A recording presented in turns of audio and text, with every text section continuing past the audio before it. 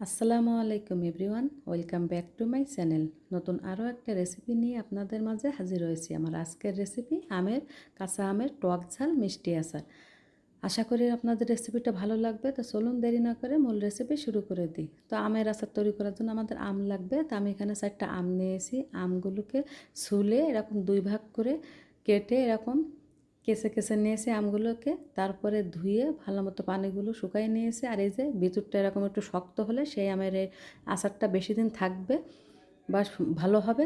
তো চেষ্টা করবেন একটু পোক্ত আম নেওয়ার জন্য। তো এখন আমি এখানে দিয়ে দিচ্ছি 1 কাপ পরিমাণ চিনি।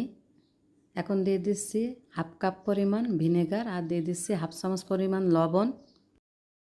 এই সিরকাটা দিলে কিন্তু এই আচারটা অনেক দিন পর্যন্ত ভালো থাকবে। আপনারা 1 বছর পর্যন্ত এটাকে সংরক্ষণ করতে পারবেন। এখন সবগুলো একটু ভালো মতো মিশিয়ে দেবো। মিশিয়ে 10 থেকে 15 মিনিট রেস্টে রেখে দেবো। এর মধ্যে কিন্তু চিনিগুলো প্রায় গলে যাবে। এখন পরবর্তী স্টেপে চলে আসলাম। চুলায় একটা প্যান বসিয়ে দিয়ে 3টা শুকনো ঝাল দিয়ে দিলাম। এখন হচ্ছে আচারের জন্য মশলাটা তৈরি করে নেব, শুকনো মশলাটা বা গুঁড়ো মশলাটা। তো 3টা ঝাল দিয়ে অল্প জালে ঝাল 3টাকে একটু ভেজে নেব।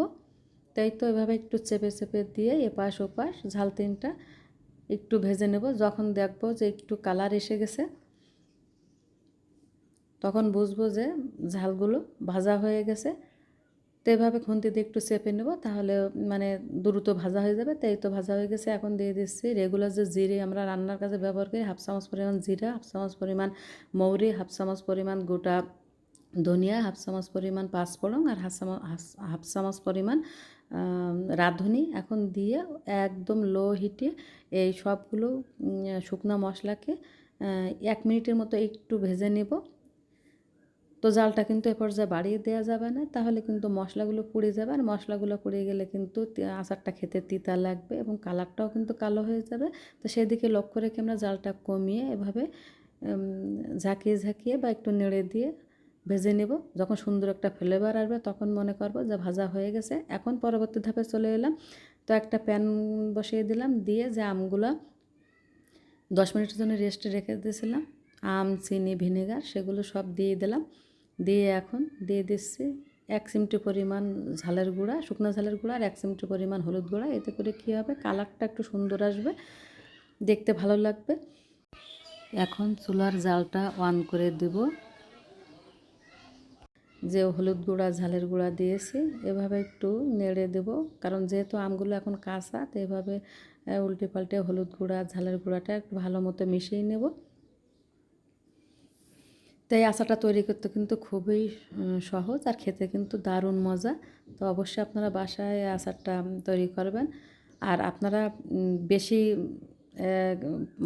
যত বেশি মানে আচারটা তৈরি করবেন, তার জন্য আমি যে মশলার পরিমাণটা বলছি তার থেকে কিন্তু মশলার পরিমাণটা বাড়িয়ে দিতে হবে। তো এখন মিডিয়াম হিটে জাল দিয়ে আমি আমগুলিকে এভাবে উল্টিয়ে পাল্টিয়ে জাল করে নেব। তো যখন আমগুলো কাঁচা থাকা অবস্থা কিন্তু উল্টে পাল্টে দিতে হবে ভালো করে। যখন দেখবো যে সিদ্ধ হয়ে এসেছে আমগুলো, তখন কিন্তু কালারটাও চেঞ্জ হয়ে আসবে। তখন বারবার উল্টে দেওয়া যাবে না, তাহলে কিন্তু আমগুলো গলে যাবে। তো কাঁচা থাকা অবস্থায় এবার বারবার উল্টিয়ে দেবো। এখন যে গুঁড়া মশলা, যে মশলাগুলো আমি ভেজে নিয়েছিলাম গোটা মশলা, সে মশলার ওখান থেকে আমি 1 চামচ পরিমাণ দিয়ে দিলাম। আরও একটু দেবো, পরে দেবো। দিয়ে আবারও আলতো হাতে ভালোভাবে মশলাগুলোকে এভাবে আমগুলোকে উল্টিয়ে দেবো। উল্টিয়ে মশলাগুলোকে ভালো করে মিশিয়ে নেব।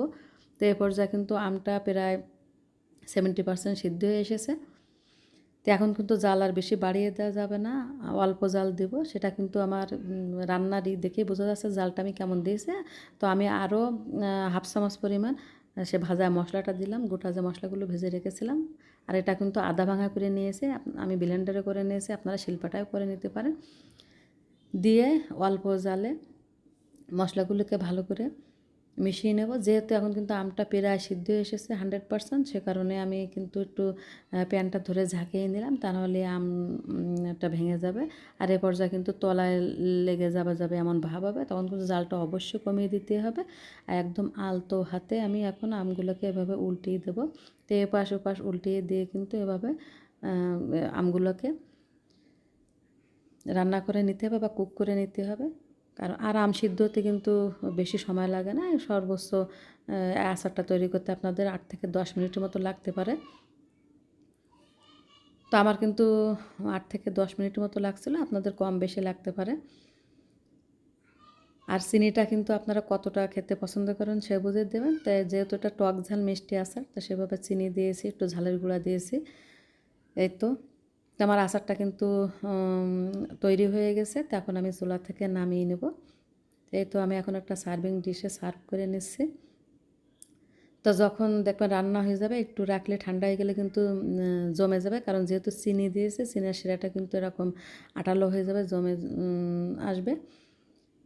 তো এখন আমি এই তো কড়াই থেকে চিনি শিরাটা এখন এই যে আমের আচারের পরে দিয়ে দেবো।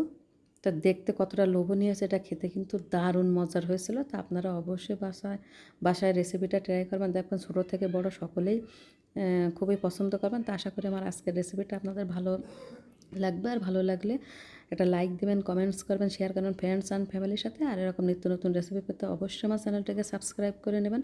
সকলেই ভালো থাকবেন। আল্লাহ হাফেজ।